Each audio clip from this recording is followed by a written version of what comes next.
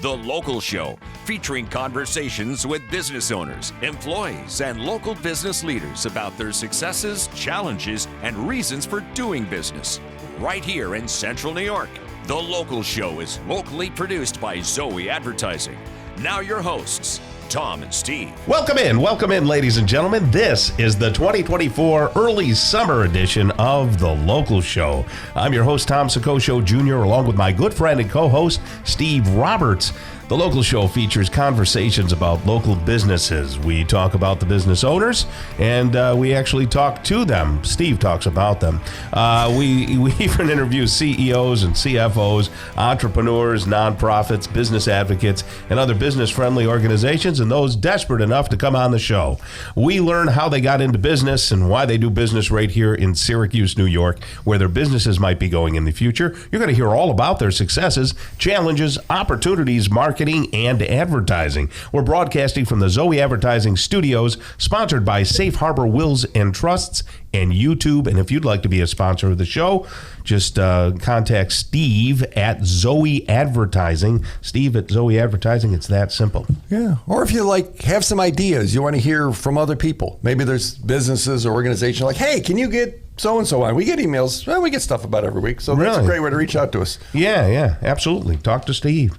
Or Tom. Did you notice, did you feel that Tom's deflecting that to me? Yes. Okay. This is where Tom says, it is your show. Go ahead, Tom. It is your show. There we go. There. Okay, good. I feel like I'm in the right studio right now. There we go. You embody the, this is your circus and your monkeys. My monkeys are dead. Yeah. Anyway, hey, look, we've got a great show for you, Steve. So you stick around because, I want to hear your banter back and forth. It's Corey Reed's coming up, General Manager of Brewerton and Fulton Speedways. We've got Neil Carr today, Vice President of Prime Heating and Air. Jonathan Norton is the co-founder of My Town Construction.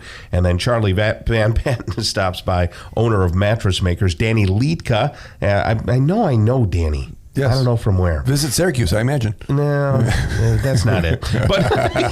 But he is the president of Visit Syracuse. Jacob Eichten is the general manager of Rubberstone, New York. And then Dr. Nicole Grassi is the owner of Luminé Dental Aesthetics. Mario D'Imperio is the owner of Mario's Italian Bakery, and we'll have a conversation with him as well. Right now we say, hey, how you doing there, to Corey Reed. How are you, man? All right. Thanks for having me on here. Yeah. The funny thing is the common denominator there, I'm none of the above. Yeah, right. You introduce everybody as CEOs and vice presidents and all that. I have your title. Not that. I have title as best boy.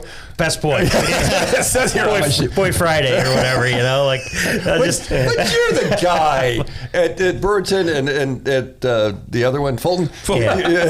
You're the go-to person. Let's be honest. Yeah. I'm thankful that my boss, my owner, puts so much trust and faith in me too. Who does own it now? John White, who owns Gypsum Express, Gypsum Wholesalers, Big Red Towing, has owned it for 14, 15 years, something like that now. Yeah. So is he a racer himself? Yeah, his family. Is it true that 9 out of 10 cars that race there are his? No, not anymore. At one point, maybe. They used to show up with a lot of cars. Yeah, they used to. He's pared it down to just his son, Larry. Larry owns it, runs it. Because that wouldn't be very competitive if you own the track and you have all the cars on the track. It was always a little blown out of proportion. But there was always 3 or 4 that had some support from him. Yeah. But as he's gone on, as he's gotten more focused on the race track component, he's focused a little less on the race car component. And really, Larry's, it's blood. So ultimately, that's where you want to put your focus. No, and why wouldn't you? That makes sense. I don't know that owning the track makes you more competitive. You know what? Same rules apply, same track, same kind of cars, same restrictions. Yes, right? yes. You just gotta, maybe you can run some laps on a Wednesday afternoon where no one else can, but other than that. Right. Which we don't really do. Everybody thinks he does, but he doesn't. It's every Friday night or every Saturday night, and that's pretty much the only thing that goes Friday on. at Brewerton. Yes. What time? We race at 7 o'clock every Friday night from now till Labor Day. In what races at 7 o'clock? What races? Yeah, what races? Our headline class is our big block modifieds, which has been the big block, has been the headliner around here for decades and decades and decades. So we're one of the premier dirt track, big block modified tracks in the state of New York. Friday nights, we actually have huge field too lately. The last 2 years have been pretty much an epic level of cars. Like, really? We used to be 18, 20, 22, and that was pretty acceptable. Now we're at 30. Last week we had 32. How many can race at once? We start 26 in our feature event. We'll run qualifying races and then a 26-car main event each and every Friday. That's big. So a lot of noise. We hate sending people home, but we are, which is a really good problem to have as a promoter. So, wow. What other kinds of cars? We also run like a limited type modified. We call Sportsman modified, which run on GM crate engines. That's a big deal for us. A lot of numbers. Right. And then we have a mod light class, which is really just a mini mod, a shrunken down modified. And then we have a full fender, like a 4-cylinder class, which actually has been a struggle for us for years, but the last couple of years has really picked up too. So are those are like cars that people screw together in their driveway and bring over? Shade tree people, I call them. But they take pride in what they're doing, especially this year. I'm very impressed with what they've brought out to start the year. We've only had a few races so far, but they've really some beautiful stuff. How about the sprint cars? You bring them back at all? Yep, they come 3 or 4 times a year at each track. Usually we pair them up and run them at Fulton and Brewerton the same weekend most of the time. Those can be fun. What kind of motor is in a sprint car? The ones we have are 360 cubic inch. There's also a 410 cubic inch, but ours are 360s, ESS or Empire Super Sprint. That's a big motor. Yeah, and they fly. Yeah. But how fast can you go when you can only go 800 feet and have to turn? Right. Right. It's actually fun. That's an age old argument in the sport. We're going to go faster. Well, as a promoter, we actually like it when they go a little slower from a safety perspective, but also competitive nature. When more cars are a little bit slower, they tend to run closer together, which makes the racing better, which then makes the speed relative. So I always laugh. Oh, he broke the track record. I don't care that he broke the track record. It doesn't matter to me. I was thinking about you the other day. I knew that we had this interview coming up, and sure enough, the Ballad of Ricky Bobby comes on Talladega Nights. There we go. One of my favorite racing movies. Oh, absolutely. Is that pretty accurate as to how life is done around you? To some level, is it that funny? It's to some level, it certainly is. So when does the electric car racing series start? Hopefully never. Do people talk about that much in your circles? Not really. Pretty much we turn a blind eye to it. Yeah, it's not really something we're interested in at this point. A lot of families coming. I mean, is it, am I wrong, or is it Americana? Has it not changed really all that much in 50 years? When I was a kid and going to the races, there were favorites, there were locals, there was the guy with the garage, there was cheap beer and greasy food. Has it changed? It pretty much the same thing. Pretty much exactly the same thing. The only thing we like to have a better handle on is maybe limit the amount of fighting or something like that. But, is there fighting? Among who? The drivers or in the stands? Not really. Stands never, unless we have a demo derby like we had last week at Fulton. But then once in a while you might see a skirmish. But there's disagreements more than fights. Right. And that's something I think that's curbed. I mean, you look at the NASCAR last weekend and the amount of attention that has drawn. Right. To some level, it's good. But what they make it social and they make it national, and the video. If that happened without video, NASCAR would be like, you shouldn't have done that. I mean, everybody hates Kyle Busch. He got hit. It just became interesting. It became interesting. So Friday nights at Brewerton, Brewerton, and then we go up to Fulton Saturday night. Starts at what time? 7:00 as well. You don't need reservations. Walk in, get some tickets. Yep, tickets are at the gate, and you just come in. Kids are free, 18 and younger. Fantastic. That's huge. Well, thank you. Corey Reed, General Manager of Brewerton Speedway and the Fulton Speedway. And thank you for all you do and, bringing us all that entertainment. All right. Thanks a lot for having me on, guys. You got it. Neil Carr is coming up next. He's the Vice President of Prime Heating and Air. We'll have a conversation with him. Stick around on the local show on 570 WSYR. The Local Show, featuring conversations with business owners, employees, and local business leaders about their successes, challenges, and reasons for doing business. Right here in Central New York. The Local Show is locally produced by Zoey Advertising. Now your hosts, Tom and Steve. We're back into it and back at it. You found the Local Show on this beautiful weekend. It has been a real drencher. Hard to mow the lawn in between the raindrops, hasn't it, Steve? Well, you don't know about that. I have people for that, Tom. Yeah, that's right. At the complex. So I heard a leaf blower the other night. I was sitting outside a little bit. It was going, and the landscape people were there. It was like 8:39, and I hear, they get going early. and I'm like, isn't it a little late for that? But they maintain it. We're up at Rivers Point up there behind Wegmans up there on 30. They do a really nice job. But the pool will open here in a few weeks. Right. Or no, this weekend. I'm sorry. It'll open. It's open. Are they going to wait till Monday? Did you actually take advantage of that? Did you go down there and swim last year? Ever? I did. So at my wife's urging, of course, I'm the one that says, "Hey, look what I can do," and then jumps in the water. Right. Look what I can do.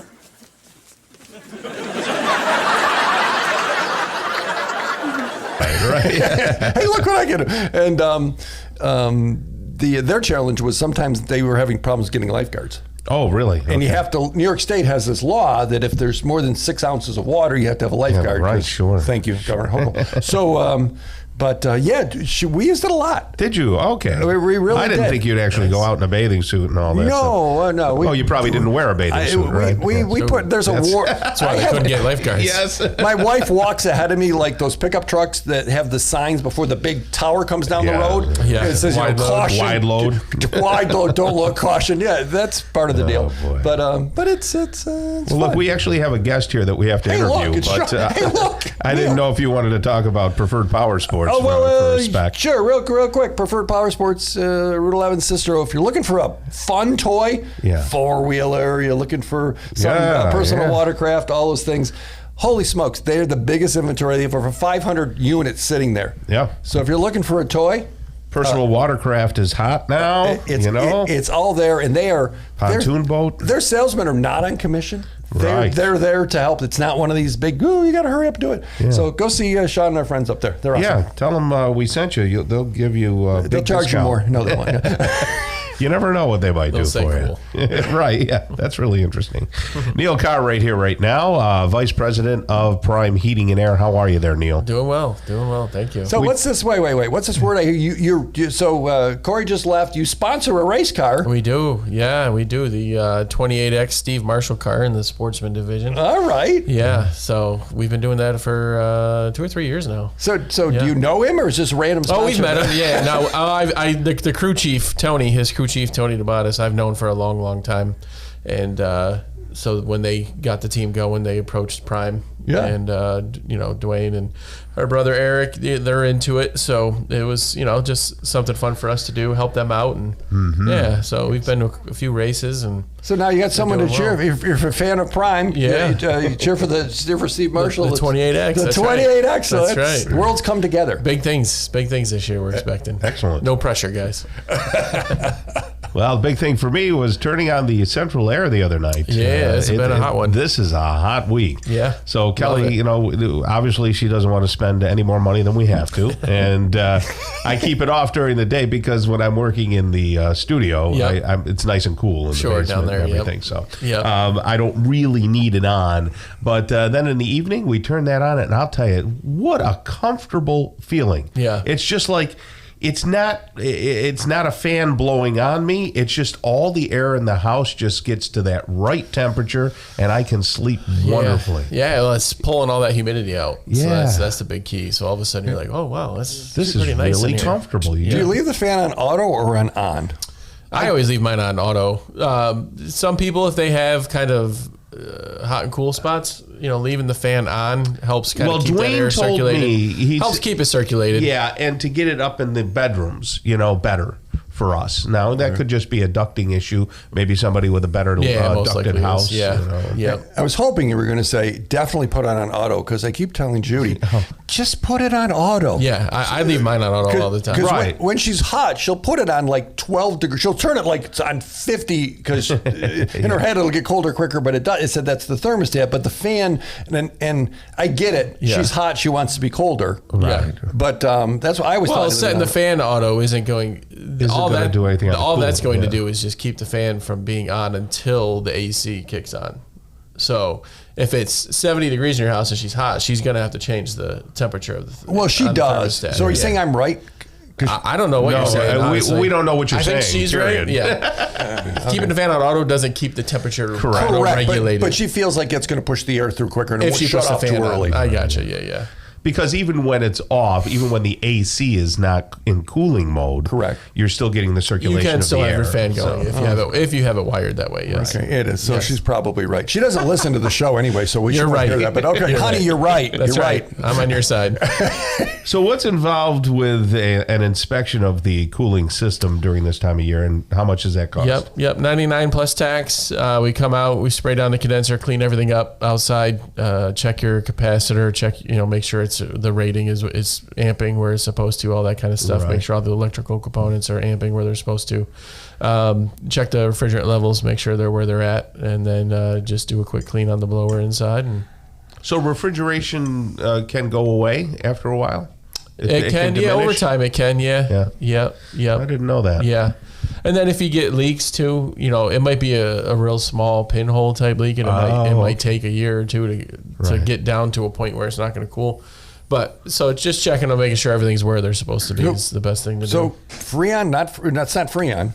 What's in there? It's refrigerant. Yeah, I mean, it's called refrigerant. It's 410A is the most common one right now, but that's going away. New one's coming out the end of the year, so that's all changing right now. Is that because of efficiency or some law that they're shoving down our throat? Yep, all the above. Yeah, all the above. EPA, better for the environment type stuff, and efficiency, and so it's all new. Everybody's all the equipment's changing. Everything's got to change. So YouTube listeners can see Neil rolling his eyes when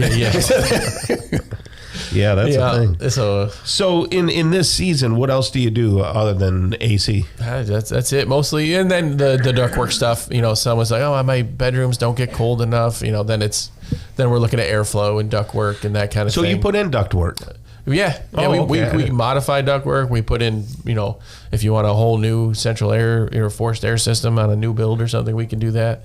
No kidding. Yeah. So we do all ductwork and all that kind of stuff. They call that tin knocking? Yeah, the tin knockers. That. Yeah. Those guys, hey, when you're good at it, you're good at it. It's a skill for sure. Dwayne, watching Dwayne do it, he's real good at it. And then our guys, Chris and Dave, they've gotten really good at it too. So they can knock it out pretty quick, which is nice. But water heaters too. If someone's looking to go tankless, or if they got a leak, we're doing water heaters this time of year. We're doing AC systems this time of year.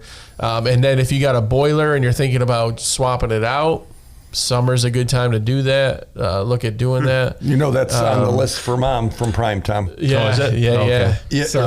Yeah, we were over there.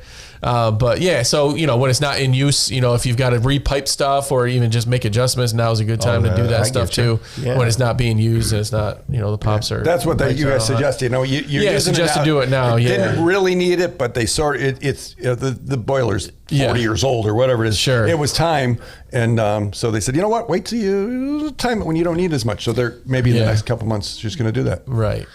Any specials or anything you want to mention? No specials, but we're here. We're 24/7. I know this week was a hot one. We got a lot of calls all week. People looking for service. We do our best to get to everybody as quick as we can. So, give us a call. Check us out on the website. But any questions on servicing or new equipment or replacing stuff, give us a call. Prime Heat and Air, 802-4287. That's us. 802-4287. Thanks, Neil. Yeah, thanks, guys. All right. Have a great rest of the day, You buddy. too. Jonathan Norton is coming up next. He's the co-founder of My Town Construction. We'll have a nice conversation with him on the local show. Stick around for that on 570 WSYR. The Local Show, featuring conversations with business owners, employees, and local business leaders about their successes, challenges, and reasons for doing business. Right here in Central New York. The Local Show is locally produced by Zoey Advertising. Now your hosts, Tom and Steve. We're back, and that means that you are too on the local show on 570 WSYR. Thanks for hanging out with Tom and Steve. Happy talk for Safe Harbor Wills and Trust. Well, they help people every week, every day. John and I have become friends over time. John Murphy, the attorney there. Surprising that you have any. And guess he's good as any.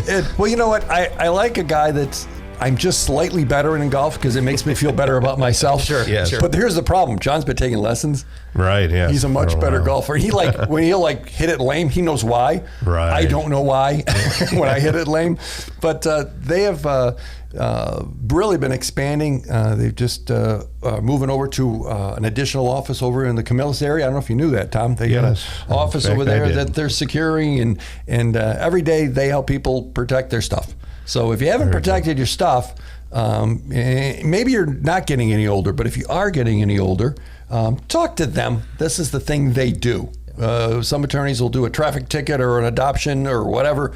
These guys protect your home and life savings. Safe Harbor, WillsandTrust.com, of course, 370-9977. Sure, it's the weekend. You can leave a message. I'll get back to you. 370-9977. Safe Harbor, WillsandTrust.com, Tom. Great. Well, we have a new person on to the show today. A baby? His name, not that new.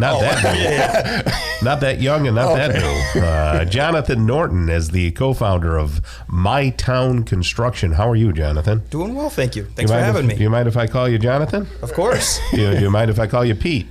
No. We'll have to talk about it a little bit more. That wouldn't be the right name. Thanks for coming, Johnny. Yeah. Appreciate you guys having me. Excellent. John, what's your background, man? Where'd you come from? Not from the world of construction. No? What was it? I cut my teeth in the financial space, actually. Worked for a brokerage company for 2 years, Category Grant right downtown Syracuse. Yes. I'm familiar with them.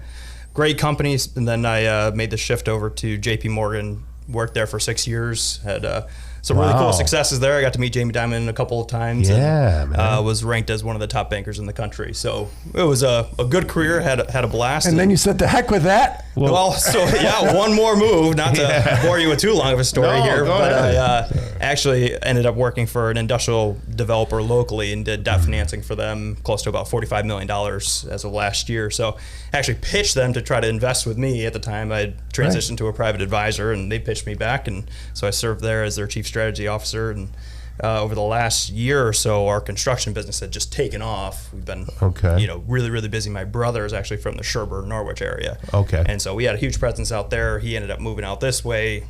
Business took off, and he was getting overwhelmed with the workload. And so I felt like if I'm going to be an owner in this thing, I better walk the talk here. I better get in and deal with it. So I've been hanging sheetrock, even though you don't want me probably holding it. But no, he's the jack of all trades. I'm really good at typing, and I don't have many calluses on my hands. But did you go to college for financial planning or just actually business? I did my undergrad at Morsel State College, bachelor's there, and then I had my master's from Liberty University in executive leadership. So very nice, man. Liberty, are they ever going to win anything in football? I hope so. We visited, my son, we actually visited Liberty. When he was looking at schools and stuff. And I'm like, this is impressive. Well, they're always the people that someone beats, it feels. Well, and their program is just taking off. So it's exciting to see. And did your brother go to school for construction trades, or is he just a self-made man? Kind of jack of all trades. We kind of have an interesting backstory. My father, we lost him at a young age. I was 16. He was 13, and I actually had legal guardianship of him at the age of 18. So we have a story. Yeah, that is a story. So it's been quite an interesting journey, but he fell right in love with working in a garage, always using his hands. So it was hard enough just for me to try to get him through high school. And sometimes I look back and I'm like, maybe I held him back. He was like already off to the races. And so he started, he had a hammer in his hands since he was been born. But about 16, he started picking up the trade with a friend of ours at church. Did a ton of work for him. Then worked for Mahoney's out of Cazenovia, built homes for him, and then made his big plunge into entrepreneurship and started running. So what's your niche now? What do you guys do generally? Yeah, a little bit of everything. We consider ourselves a full suite company, residential and construction. We have a couple of amazing project managers on staff, one of them leading our residential side, and then Andy, who's running our commercial. Is that new home or reconstruction? We can do it all. We're self-performing, so we don't GC anything. We're not trying to sub-work out. So, interesting. It is what it is. You get what you get here with us. How many people then do you have working for you? Yeah, so we're right now of a team about 10. Great. That's pretty big. With electrician on staff, guys who know plumbing, and we like to do things the right way. We're not looking to cut corners. We want our clients to be happy with the finished product, and we're not interested in sacrificing quality. Wow. So what makes a good customer for you? Well, I could say, what people do you really hate? But I didn't do it that way. Yeah. What do you really like? Like, what's your happy place? Well, transparently, we have no ego around if there's a project too small or too big for us. We want to earn the right to do business with people. So if someone wanted to remodel a bathroom, you would consider that? Okay. Of course. Right. Yep. And so our mission right now is we want to solve the age-old problem in this space of, wow, the contractor's 3 to 6 months out. Yeah. Can't get them on site. Everybody's slammed right now, and with everything coming to Syracuse in terms of development, it's only going to get worse. And so we want to hire out of that problem. We want to have a team so big that when a real estate agent calls us and say, hey, we just need a handyman. We need somebody to patch that hole in the wall before we list the house. I want to be able to have a guy over there that week. And then generally speaking, our mission is in under 4 weeks, we want to be able to say yes, and we can get it started in 4 weeks. Contractors aren't generally known for their punctuality. No. Okay. Yep. And maybe their business sense, and you come from a financial background. Yeah. So you understand the math behind, you understand and what leadership, it takes. and leadership. Tom, that's a really good point. Yeah. And good leaders attract good people. That's generally how it works. Yeah. Hey, great companies are built by great people. Correct. There's no other way about it. And that's where I've shifted in my mindset throughout the years. I don't view them as just like, oh, they're my guys, they're my people. Like, no, they're my partners. At the end of the day, this company only grows if we get work and we get out of those job sites fast, so we can get to the next one. Right. And so, I've told all of my guys, you don't have to like say, oh, you work for me, you're my boss. Like, hey, we're running this company together. Let's do great things together. No, I love it. So what's the process if somebody says, you know what, I want to redo my kitchen. We were thinking about adding a pole barn to our property because we've got to put the tractor there. What's the process if someone wanted to have a conversation? What do they do? Yeah, a couple different routes. Right now we're reforming some stuff just to make communication channels much clearer. So right now they can go to our website, fill out our Is that questionnaire. My Town Construction? Yep, mytownconstruction.com. Okay, that seems fair. So easy to do that. Also, right now the phone line listed on Google's fine to call. You can call my brother. You can call me. What phone number? Is that I have a phone number of 750-2143. Yep, that's me. Happy to receive those calls and love having those calls. So if someone wanted to say, we were thinking about this, we're not sure, maybe filling out a form, they don't even know what to put down. Sometimes that happens. Yep. So jot this number down if you want to talk to Jonathan, 750-2143, 750-2143. And maybe a project is too small, maybe it's not, but at least you have a chat with them. Yeah, of course. And figure out what's going on. So so what's it like working in the family? Is that do you ever want to smack your brother? Yeah, sometimes, but we've learned that we have different domains. Cody is the subject matter expert. I trust him implicitly with all the work in the field, and he does a great job leading the guys, and he'll be out there swinging hammers and having fun. He's not a guy who's going to be behind the office, and we both have the philosophy that if we're going to ask our guys to do any of that work, and if we're not willing to do it, I just feel like I'm not upholding to a good standard. So Neil Carr just left Prime Heating and Air, family business, brothers working together. Sounds familiar. So if people want to chat, 750-2143, mytownconstruction.com. Thank you, Jonathan. Yeah. All right, John. Have a great rest of the day, man. Charlie Van Patten's coming up next. He's the owner of Mattress Makers. Keep it right here on 570 WSYR 106.9 FM. The Local Show, featuring conversations with business owners, employees, and local business leaders about their successes, challenges, and reasons for doing business. Right here in Central New York. The Local Show is locally produced by Zoey Advertising. Now your hosts, Tom and Steve. Welcome back and welcome in. This is The Local Show with Tom and Steve. Thank you for joining us. We champion local businesses and try and get you to know all about them inside and out so that you do business locally and you don't go to all these national chains, which can be helpful now and again, but there's a lot of people out there who are working it hard. They got family businesses, they've been in business a long time, and they have some great products and great services. So that's why Steve started the Steve Local Show. I didn't know what you were going to say. I just knew it was somehow, you didn't let me down. To Steve's show. Well, if you weren't good at this, I wouldn't have done it. Well, I don't know about that. I haven't heard it this week yet. That people go, you have a great voice, Tom. So we had some new guests, but I haven't heard it. There's still another hour in the show. If I was good at it, Steve, my name would be Clay or Buck. Yes. And it's not. I don't know. Yeah. Millions of dollars. Yes. There you go. They can buy Mustangs with no problem. That's true. We've got Charlie Van Patten on here right now. He's the owner of Mattress Makers. How are you there, Charlie? Very good. How are you guys? Good. Speaking of people who've been at it for a while, since when? Since 1915. 1915. Same family. Yes. Yeah. Myself, 1970, 68, something like that. Making mattresses. Make a local mattress manufacturer. Charlie, you've got a lot to say. Go ahead. Absolutely. We were just starting talking for the stat.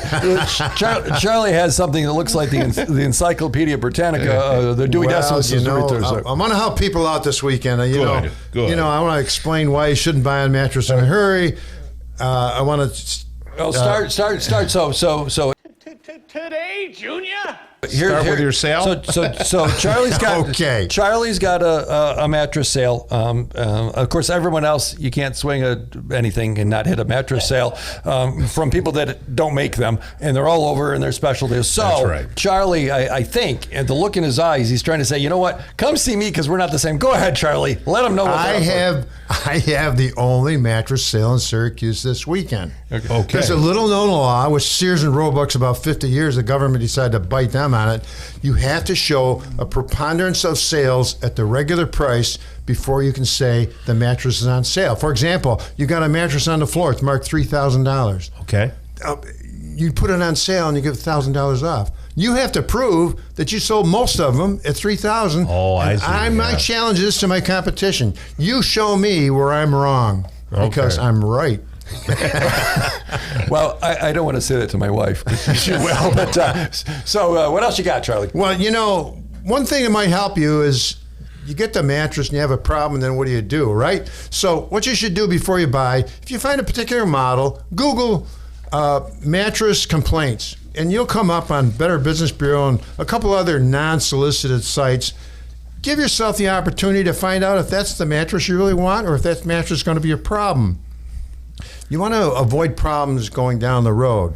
Mm-hmm. Another thing too, as you shop, I have some ideas when it's time to run. You go in the store and they got one left. Oh, geez. Guess what? It's time to run. That happened to me, Charlie.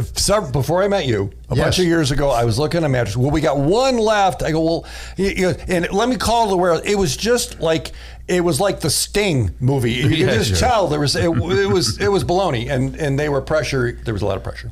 Yeah, here's another one. A floor sample. Why don't you buy this floor sample? It was just brand new. We just put it on the floor, we could save you 50%. Sure.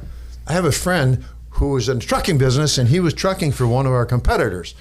And he told me that over 50% of the mattresses he delivered were floor samples. I said, yeah, did you notice still had the factory seal? It was never on the floor? Yeah, so just another gimmick. And you should buy this because it's got a 25-year warranty. Yeah, oh, wow. Ask the salesman to explain the warranty to you someday when he tells you that he doesn't really know. The salesmen don't read the warranties either. But in 3 years, you're going to be responsible for 50% of the cost. That's a 3-year warranty. That's not a 25-year warranty. Fair. What else you got? Let the man talk. Or how about the no credit check? Oh, we got this no credit check, blah, blah, blah. Okay. The no credit check is a 1-year contract. And there was a customer that complained on the internet, and they said they got that contract. They bought a mattress for $1,600, and guess what? They had to pay $3,800. Oh my gosh! They weren't buying it; they were renting it. Because if they were buying it, it'd be illegal because it's 100% interest. Yeah. So you don't rent them. We don't rent them, right? And we're going to give you this 60 months free financing. Guess what? The store's paying 15 to 20. Wait a minute. The store's not paying 15 to 20%. You're paying 15 to 20%. So it's just go on and on. And we got these exclusive features. We've got Certipure foam. Well, guess what? Every foam and every mattress in the United States is Certipure. they come up with all these special gimmicks and stuff, but in my mind, there's no special out there. It's all. I know when I buy a mattress, I want a barbecue grill, Tom. There you go. Sorry. Comes with it or something. Yeah. Here's one that sneaks up on you. It's a trick of the trade. It's been going on for 50 years. The dealer will put a couple of models on the floor, mark them $1 million. They sit there. He never intends to sell them. Comes sale time. Oh, I've got this mattress on sale. It's half price. Guess what? It was put on the floor as a gimmick to set and wait for a sale so they could say they're selling it on sale when they're really not selling it at all. I mentioned last time about this company that had this mattress that said organic, and so I opened it up and it was all full of urethane foam. I tracked them pretty closely, and right now, Memorial Day weekend, $250 off. Mm-hmm. Guess what? They raised the price $200.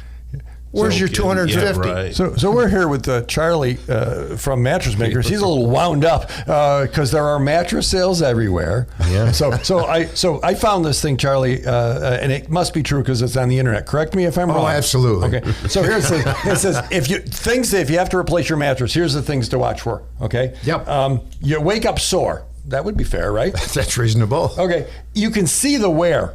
You can actually physically see the wear. Yep.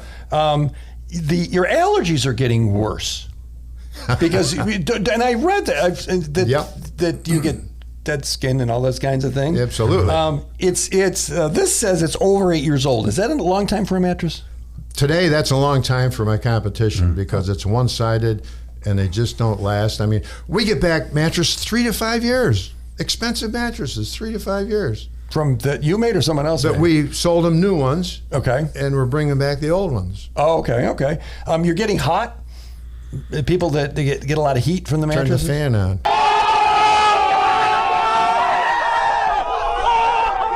Well, there we go. And this says you have trouble sleeping. So a 10-year-old mattress is too long. Is that fair? It's time? Yes. Okay. Yep. And if I were to say that they don't make them anywhere, you're the only one that makes them in Syracuse, that's true? Absolutely. Okay. And if I were to say that you're having your real sale. The only straight up pricing. Okay. That's right. It isn't a special. It's not a markup, markdown. And I know you have a markdown because I took advantage of it when we got our mattresses from you. Absolutely. Bridge Street behind Henry Wilson Jewelers. Right? Yes. And I can't forget the one from Chick-fil-A because Gene will yell at me. That's the outlet store, but you're the only ones that make them in Syracuse. You're it. We are it. So if you don't buy it from Charlie, you paid too much. All right. That's it for over 100 years. Mattress Makers. Thank you, Charlie. All right. Kicking off hour number 2 of the local show, we're going to have a conversation with Danny Liedka. He's the president of Visit Syracuse. Jacob Eichten is the general manager of Rubberstone, New York. And Dr. Nicole Grassi is the owner of Luminé Dental Aesthetics. And then we'll talk with Mario D'Imperio. He is the owner of Mario's Italian Bakery. Stick around. Hour number 2 of the local show starts really soon. The Local Show, featuring conversations with business owners, employees, and local business leaders about their successes, challenges, and reasons for doing business. Right here in Central New York. The Local Show is locally produced by Zoey Advertising. Now your hosts, Tom and Steve. Welcome back and welcome in. This is hour number 2 of the local show. Get ready for engaging interviews with Danny Liedka. He is the president of Visit Syracuse. Jacob Eichten is the general manager of Rubberstone, New York. And Dr. Nicole Grassi is the owner of Luminé Dental Aesthetics. And then we'll round things out with Mario D'Imperio. He's the owner of Mario's Italian Bakery. All on the local show here in hour number 2, and Steve decided to stick around. Sometimes he'll split and just be bored with it. Okay, I did that once. I had to go to something that was more important than you. Sure. And I haven't planned my vacation so I can abandon you. So you and one of the other kids can do the show. Yeah, that'll be fun. It's always a pleasure when you're not here. I know. It always is a pick-me-upper for you. We've got a new guy on the show right now. His name is Danny Liedka. He's the president of Visit Syracuse. How are you there, Danny? Hey, doing great. We were just walking through, who knows who and everything, and it seems like we've all run in the same circles. But give people your background. It's an interesting one to say the least. I started a long time ago in hotels. Started as an audiovisual technician, believe it or not. Director of sales liked the way that I interacted with the customers and said, "Hey, how would you like to work in sales?" And I said, "Absolutely not." So I'm imagining Dave Forrest says hello, right? Yeah, exactly. The guy that gave me my start, honestly, David Ford. There we go. So got into hotels and kind of went everywhere I was. I kind of went from the bottom to the top and started to work for corporate Marriott, became a leader for them, and got a great education. At the same time, was in television as well. I was a statistician. Then I was lucky enough to be on the air for a number of years, and then back in 2003, I decided to throw my hat in the ring in politics. So I actually had three careers going on at once, and now that I'm here, it kind of takes all those three and jams it into one. This has really been a perfect arrangement for me. Yeah. How long have you been doing the Visit Syracuse role? So I started in late November of 2017, so it's went by really fast. Yeah. So you had to go through COVID. So what happened during COVID? Like when COVID was on the horizon, then it hits, and everybody says, "Well, you got to stay indoors." What does Visit Syracuse do? Great question. Yeah, it's a great question. Our industry was hit the hardest. When you look at the hospitality industry, I mean, 9 out of 10 jobs were gone, vaporized. I just remember our budget that year was going to be around $2 million, and I got a call from the county executive and said, "Well, as you know, your funding comes through the hotel tax. Nobody's going to be staying in hotels. We've got to pull it back." And it was about $750,000. I had 14 people, so it was panic mode. It was panic mode at that point. But fortunately, we had to let a few people go. They landed in some great scenarios.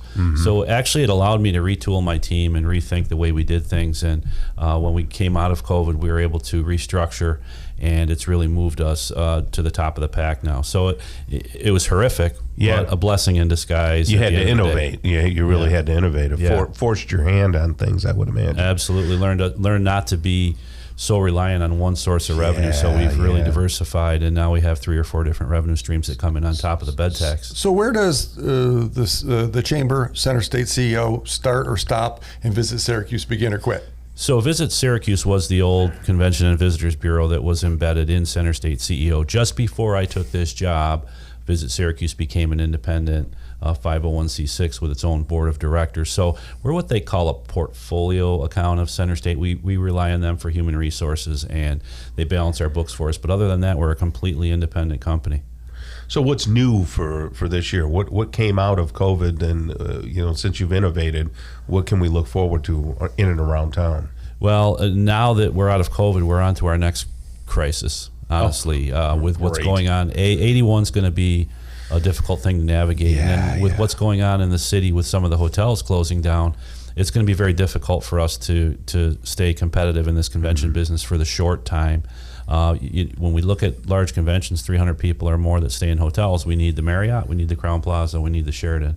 Well, as of July 1st, the Sheraton and the Crowne Plaza are offline. So we're in the process right now of starting to talk to our clients to see what we can do to keep them here, because ultimately it's going to be challenging. And then a new bed tax that the city passed the other day on top of it. Those room rates went up before that. Now you put a new tax on there. It's going to create a difficult climate for us. So we're looking at some emerging markets to try to pick up the slack on the business that we know we're going to struggle to gain. So it's been a challenge, but we don't feel sorry for ourselves. We're getting after it. We've got a veteran team. We've made incredible strides. When I took this job, we lagged behind Buffalo, Rochester, and Albany. Now we're on par with them. We've had 2 record years where the tourism economy here actually exceeded the $1 billion mark with a B. As residents, people don't realize what tourism does, but it's really big here.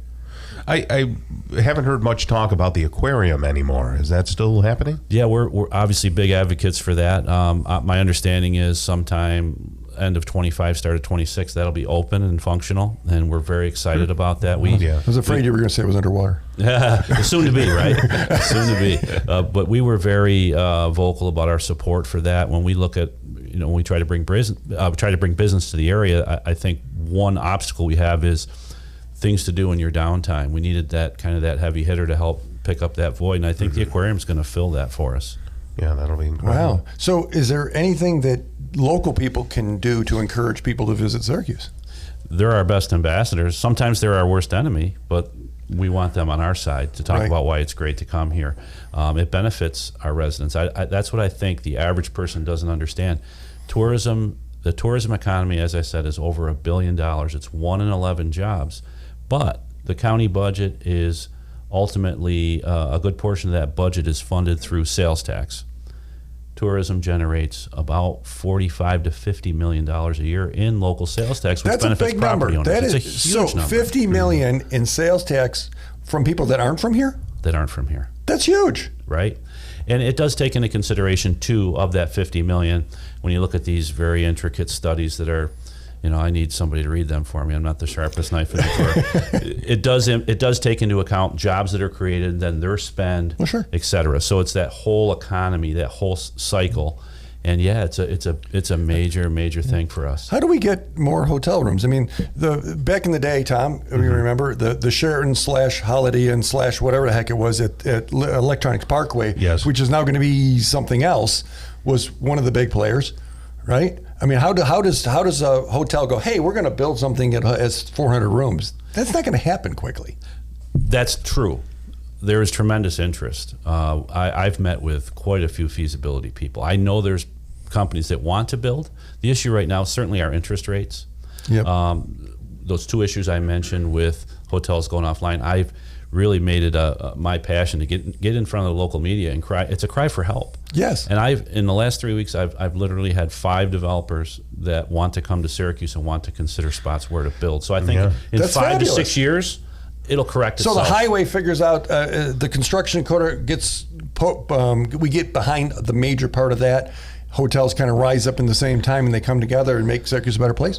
You put it all together for me. That's exactly dumb luck, but that's how it should work out. Okay. Well, Guy Hart was talking about over, at the Great Nothing Mall. No, the other thing, Lakeshore Country Club.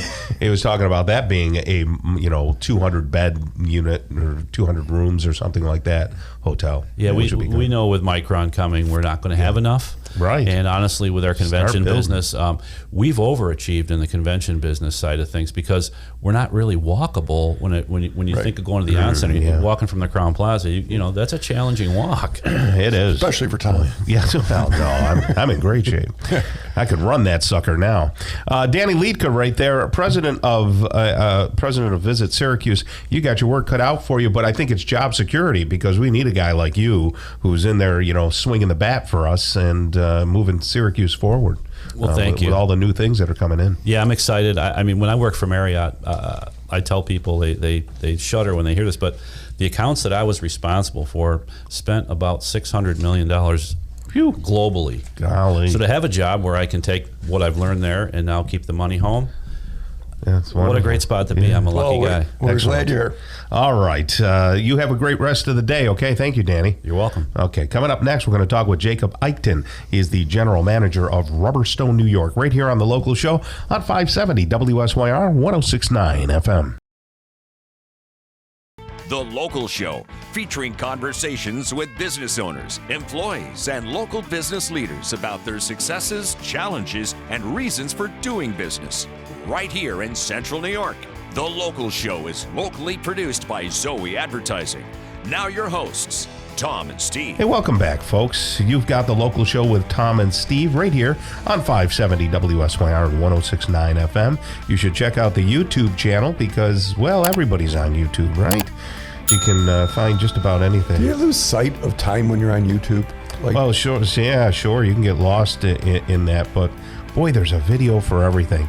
I'm a bass player, and I really like the group. I like a lot of different groups, but when I'm in my rock mode, I like the Red Hot Chili Peppers, and Flea is the bass player, and he's just a fantastic. Do you dial it up because you're a bass player? I love the bass. I'm not a musician, but I listen to the bass. Line, sure. Do you I'm gonna say not equalize it? Do you dial it in differently when you're trying to just listen to the bass, or do you just listen to the same way? I just listen to in general, but I like his bass line. So there's a song that they do that has a really intricate bass line, and I looked it up, and there's 15 different people, duplicating that bass line and showing you how to do it. Could you play it, or is it way beyond? I can't. It's beyond me right now. Yeah. Okay. When I played full time, yeah. Are you playing it? Because you're occasionally. And folks know you've got a DJ business, and you do a lot of high-end weddings and things like that. But do you ever sit and play the bass? Or no, not as much as I want. It sits there in my studio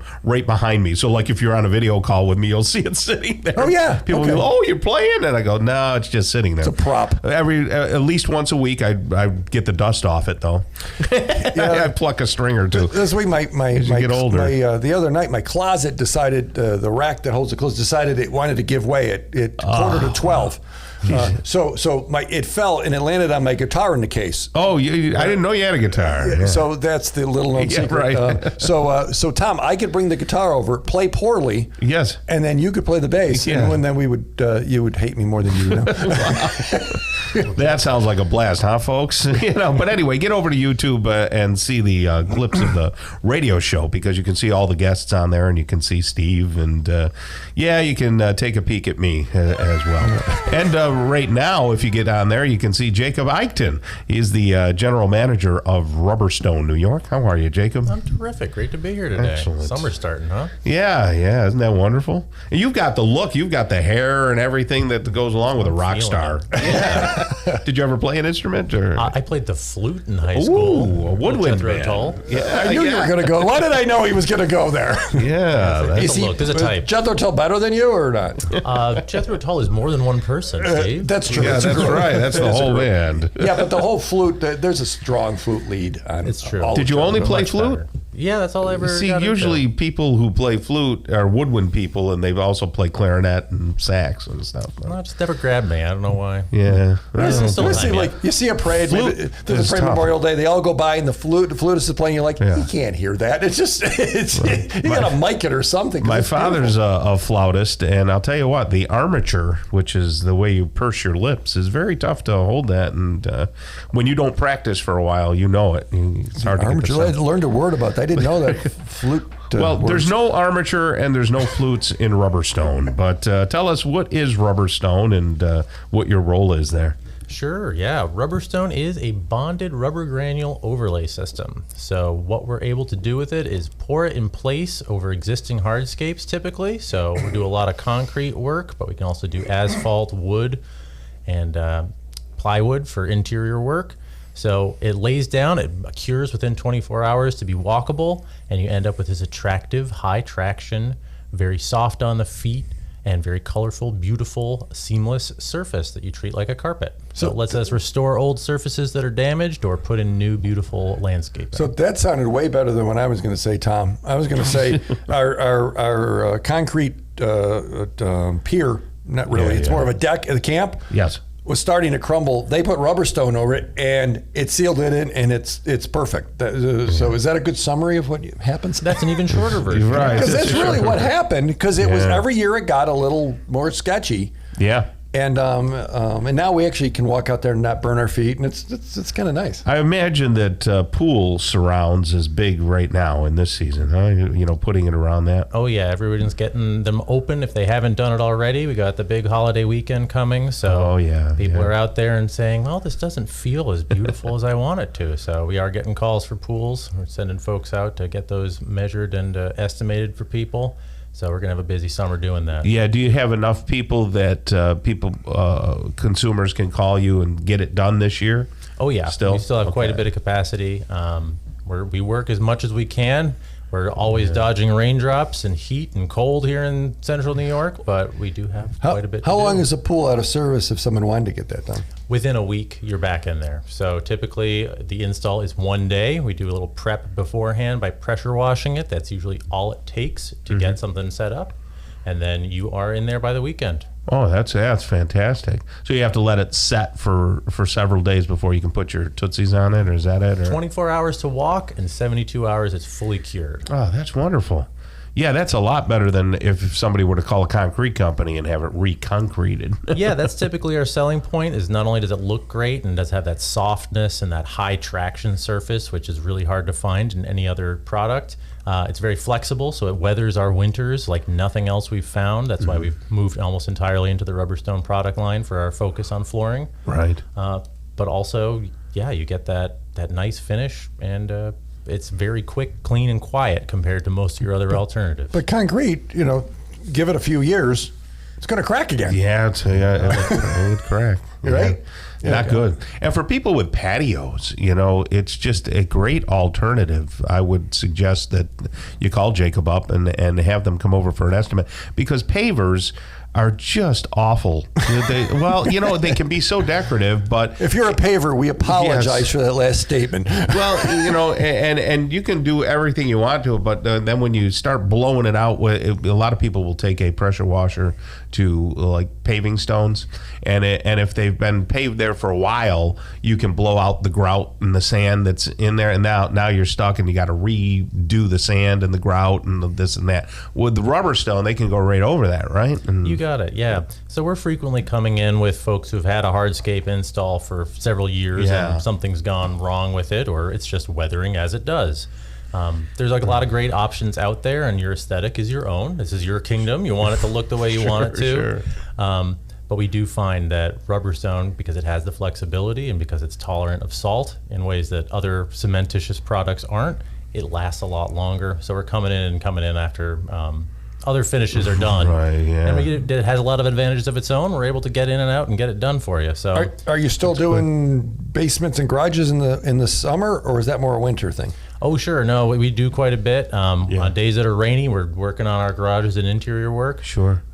Always in central New York, you got to figure out what you're doing. And a lot of people here in central New York like to increase their living space by using their garage, and Rubberstone is a great alternative for that, because then you can get like the screen for the garage and then kind of live in your garage, and put the TV out there and everything. My in-laws call it their garage mahal. Yeah, I like that. Wow. I like that a lot. You should buy that domain name. That 3-season porch, it's a great way to do it because you still can park on it, but it does give you sort of a carpeting, which is quieter and cooler. Yeah. And softer on your feet. Well, that's right. Makes sense to me. So Jacob's running the office and running the company over there, so you can give him a call. He'll get somebody out there to your house. You don't go out and do the estimates, do you? From time to time I do. Okay. If you know any sales folks, give us a call. Oh, okay. Yeah. So looking for salespeople. No, there we go. RubberstoneNY.com. RubberstoneNY.com for Rubberstone, New York. Jacob, you have a great rest of the day, okay? Thanks, you too. All right. Dr. Nicole Grossi's coming up next. She's the owner of Luminé Dental Aesthetics. Stick around for that conversation on The Local Show on 570 WSYR 106.9 FM. The Local Show, featuring conversations with business owners, employees, and local business leaders about their successes, challenges, and reasons for doing business. Right here in Central New York. The Local Show is locally produced by Zoey Advertising. Now your hosts, Tom and Steve. Welcome back to The Local Show with Tom and Steve.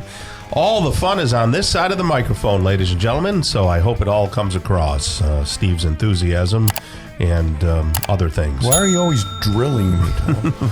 Drilling you about what? Picking on me and, whatever. But yes, you're pickable. Yes. So just between the sets, one of the staff here was talking about a roof. Oh, were they? And we were talking about Sean from Top Notch. Sure, of course. And she said, why wouldn't you? He knows a lot about preservation roofs. Oh, does he? Yeah.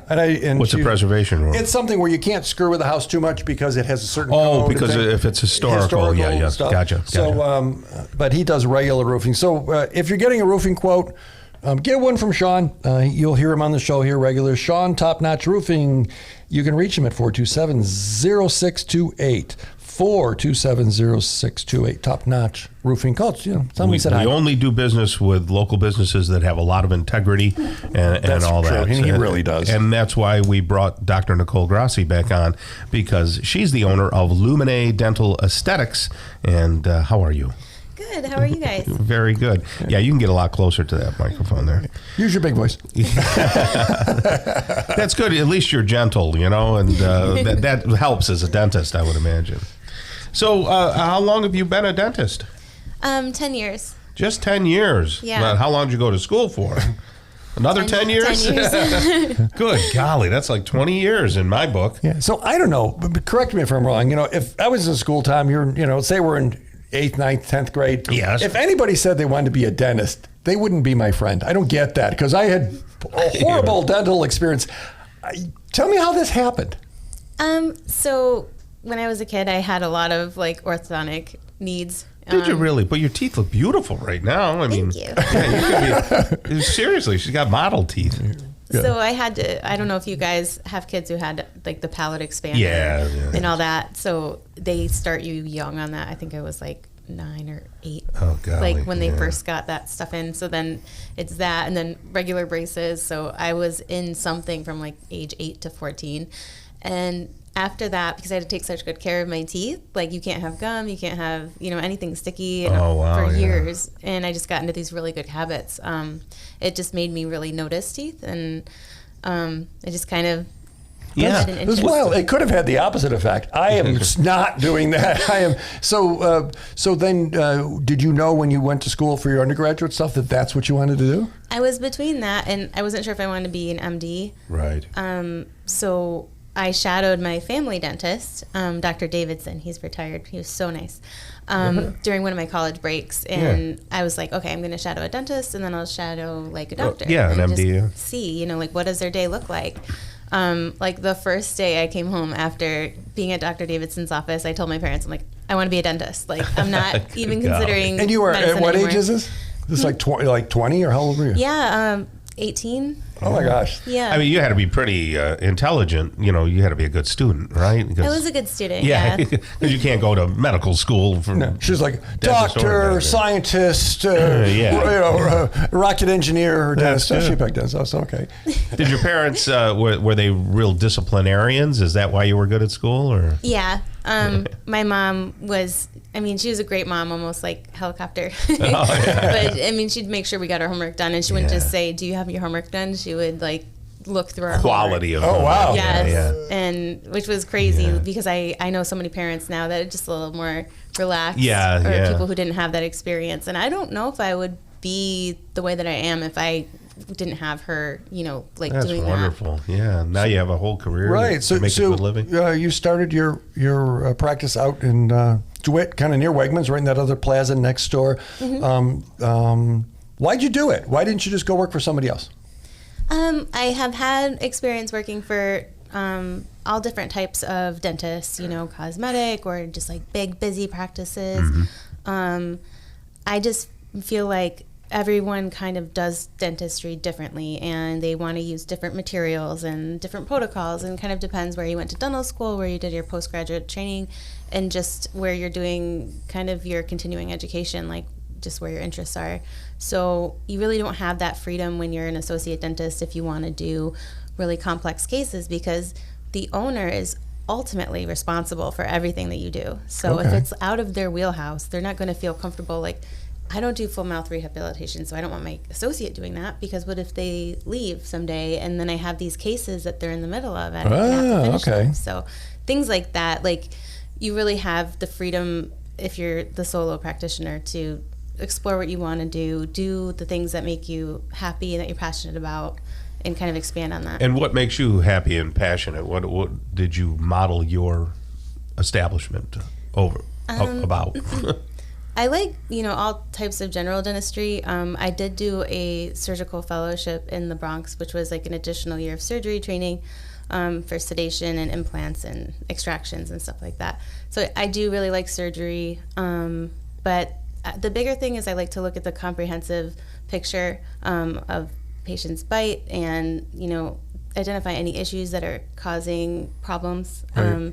And kind of full mouth rehabilitation type cases. I don't know that term, full mouth rehabilitation, other than my mother told me at a young age, I'm going to have to rehabilitate your mouth. Yeah. So some patients, I don't know if you've ever seen people with really ground down teeth. No, I haven't. So sometimes people wear their teeth down for multiple reasons. Could be grinding at night, could be they have reflux and they've got acid on their teeth, so their teeth are soft now. Yeah. So their bite will collapse in on itself from where it was, because you're losing the top of the tooth. So it closes down. So you have to plan really carefully about how to build them back to a functional place, because you cannot function like that forever. Eventually your teeth get shorter and shorter and shorter. And then you start breaking teeth and things like that. So you have to figure out, first of all, what's going on. Is it reflux? Is it medical? Is it their bite? Is it there's an interference the way that they chew, like their teeth are banging into each other when they're speaking. So, and things so like that. you? It sounds like you're proactive and you like making the plan. It isn't like, okay, I have a filling, I'll fill it, and you do that. Yes. But it sounds like you're looking at kind of the whole picture. Yes, exactly. A lot of dentists, back in the day, they were just kind of like drill and fill, there's a problem, let me fix it. Not, why are we getting this problem? So when I see a patient, we spend an hour looking at everything. If I notice demineralization or anything like that, we talk a lot about diet, nutrition, not to tell them what to do, to see if there's a problem that's causing issues, just to head it off before there's real damage. Because a lot of times you can catch this stuff early. Let's talk about toothpaste for a moment. Yes. There's a lot of claims that toothpaste manufacturers make. We're going to whiten, we're going to put more enamel back onto your teeth. I use Sensodyne and their brand of stuff. When I'm looking at something that says it's going to repair and put more enamel on, is that possible even through toothpaste to do that? It is not possible to add enamel. See, that's a bunch of crap. But there are toothpaste are not created equal. There's toothpaste that are very good at remineralizing. So you'll have the same amount of enamel, but if you have a lot of acid challenge in your diet or in your mouth, that pulls the minerals out of your teeth. So your teeth are weaker for that period of time. And if you challenging it too often, then your teeth are overall, you're losing enamel a lot. Remineralizing toothpaste will put the minerals back in the tooth, strengthen it up against acid, so it makes them stronger. It's, So if someone wants to have a conversation, maybe they have a dentist that retired, maybe it's been a while, maybe they're a scaredy cat like me, they can have a conversation with you at 300-1737. Is that a right number? Yes, that's correct. So it's area code 315, the big one, Tom. Yes. 300-1735. 37. 37, that's what I said. Let's do that one more time for people that got it wrong. 300-1735. No. You said it wrong again. Oh, my gosh. 1737. Tom, why do you let me talk? 300-1737. What's the website, Tom? It is luminedental.com, and Luminé is Lumine dental.com. Okay? Yes, there we go. And we got that phone number right. Thank you very much, Dr. Nicole. Hope to have you back again. All right. Have a great rest of the day. Coming up next, we're going to talk with Mario D'Imperio. He, we got a sweets guy right after the dentist, owner of Mario's Italian Bakery right here on The Local Show on 570 WSYR.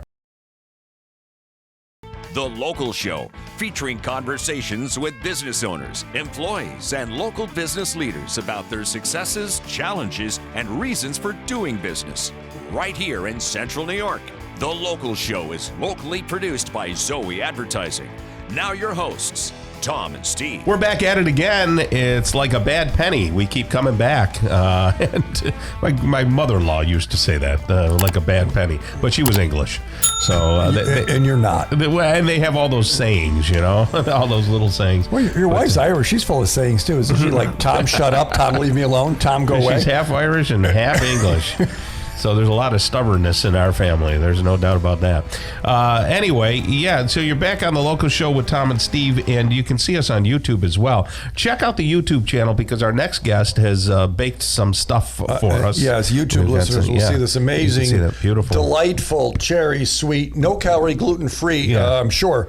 It's strawberries. Yes, I'm sure there's no sugar in it either. Look at this stuff. It's the good natural sugar. Okay, so we got a baker here, Tommy. That's right. We're going to be talking with Mario D'Imperio. He is the owner of Mario's Italian Bakery. How are you today? I'm doing great. Thanks for having me, guys. Well, thank you for being here. Give us your background. How long have you been in the business, and where did you start before you actually had your own bakery? Well, I've been in the business for 53 years. I started at Williams Groceries, which was a independent store in North Syracuse. Yeah, with a horse on the roof. Yes, with a horse.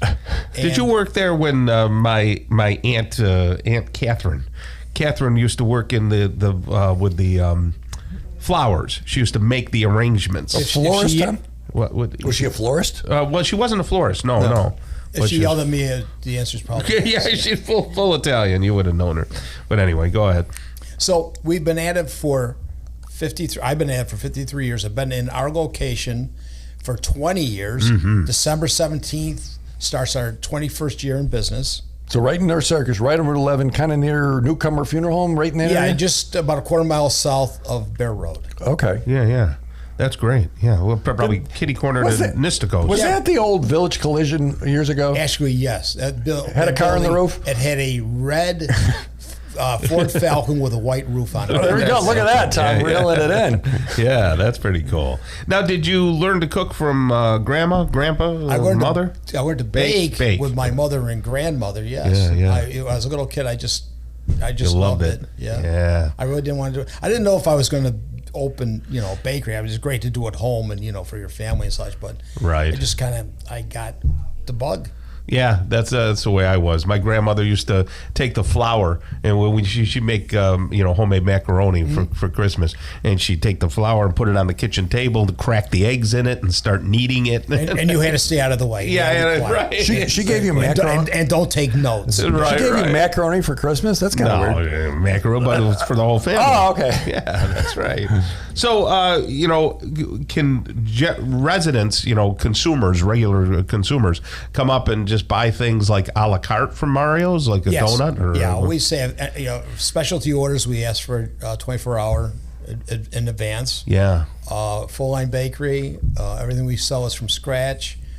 And again, we're open. The days we're open are Wednesday through Sunday. Mm-hmm. And then can people get wedding cakes from you? Yes. Okay. So our office manager, Lori, who pretty much runs all of us here, right Tom? Yeah. Her daughter got married about a month ago. There were some Italian cookies that were part of the package, I know. And cupcakes. Yes. And there was some cake and things all mixed in. And the bride was very happy. And Tom, very happy bride. That's a high bar, right? Yes, it is. You deal with brides. Absolutely. And so what's the most popular items you have? What do people like? Everything is. We specialize. Probably our most popular product line is our Italian cookies. Right. And most of those recipes are either from my mother or grandmother. Right. And so you got the almond. Something that's unique. And, almond paste. Yes, you do an almond paste. Almond paste. Yeah. Rainbow layer. Arugula. Assorted biscotti. Yeah. Did people stop eating with COVID? Did it affect you? Was it better or worse? No, thank God, no. So how did that? Because it's a small business, you could do it. Were you considered? What's the word? Essential. Essential. Actually, we were. We considered essential, and we don't do a great deal of commercial business, anyways. It's mostly a destination. Sure. Situation. So did it affect us? Of course. But, we were fortunate to get through it. Right. Some people didn't. Have selections changed? I mean, 10 years ago, you brought in some beautiful cakes here, some half and half cookies. When I was a kid, you'd go to Williams. You could get it, okay? Yes. And you get a slice of pizza for $0.25. I'm old, right? Yes, and you are. And if your mom, you didn't annoy her so much, you could get that. And I think the Tassone family owned it then. Yes. Who had that? Right. And you'd go, and then those cookies, are they more or less popular than they used to be? Are there trends in baking stuff, or is it all I guess the trending now is for gluten-free / right, sugar-free. But the problem is, it's nearly impossible. We make the same disclaimers everyone else does, that it's either gluten-friendly or sugar-friendly based on the environment. Because by definition, it's a contaminated production site. So if we have whole wheat flour on site, by definition, is contaminated. So I guess we have to use that waiver. Do you have any specialty pastries that are specifically to your family? That would be something that people wouldn't know. We make a lot of it is topical, seasonal. We make regatta pies. Oh, regatta pie, yes. Wait, regatta pie? Yes. Oh, it's regatta. I don't know. What did I say? No, you said it right. I don't. He's a ricotta. It's I married a half Italian, so I kind of came in the side door. I would make our own cheesecake. So oh yeah, that's nice too. So look at the half moons. Oh yeah. YouTube folks can see the cookies I'm handing out. Half moon cookies and some pastries here and some raisin cookies. Just delightful stuff. Yeah, and a ton of great we got to taste it too. I mean, yeah, right. Yeah. Well, we will. I didn't know what regat pie was. Yeah. And marrying into a largely Italian influenced family, at the first dinner we had, things were yelling and screaming and everybody was getting along great apparently, but regatta pie, oh my gosh. Yeah. It's just the best. And I didn't know you made everybody makes things differently. If you give 7 bakers the same formulation, it'll come out 8 different ways. And we always flavor it to our personal. So do you like a little more lemon or less lemon? I like more. I like more. I like this kind of lemon zest, not just okay. Yeah. So I grew up down in the valley and getting baked goods from Green Hills Farms. Yeah. And one of my favorites growing up, and I don't know if you still make these because it was kind of a specialty thing, the elephant ears. No, we don't make them any longer. I don't know if it's not trending. I love that. But there's a lot of shortening in that dough, and I don't know if it's just kind of not in vogue right now. I remember that. Same thing with a lot of products that have molasses. Oh, really? Cookies. It's just not trending not right a now. Real thing, yeah. Well, we can make them on order. Don't forget that, folks. You can. So you could make one, yeah. So Tom, these are some amazing carbohydrates sitting around us. Let's consume them. How's that? Yeah, that would be nice. So, thank you very much, Mario, for coming in. Thanks for having me, guys. Yeah, we're going to send people your way. Mario D'Imperio over there at Mario's Bakery, Italian Bakery, over there on Route 11? Route 11, right in North Syracuse. In North Syracuse. So you'll find it easily. All right, you have a great rest of the day, my friend. Thanks, guys. Steve, that's going to wrap things up. You're all set to go. You can't use any of these for bait, just so you know. I won't. No, they won't make it that far. No, good. All right. On behalf of Zoey Advertising and Tom and Steve, God bless you and your families. Make some time to relax and exercise today and every day. Do it with a friend or family member. It'll keep your body and mind healthy. The local show's heard every Saturday morning from 11 to 1 and then again on Sunday morning from 7 to 9. Listen together with a friend. Until next week, get down to business and keep doing business locally. Tell your friends about the local show right here on 570 WSYR 106.9 FM, the iHeartRadio app, and on YouTube at Zoey Advertising.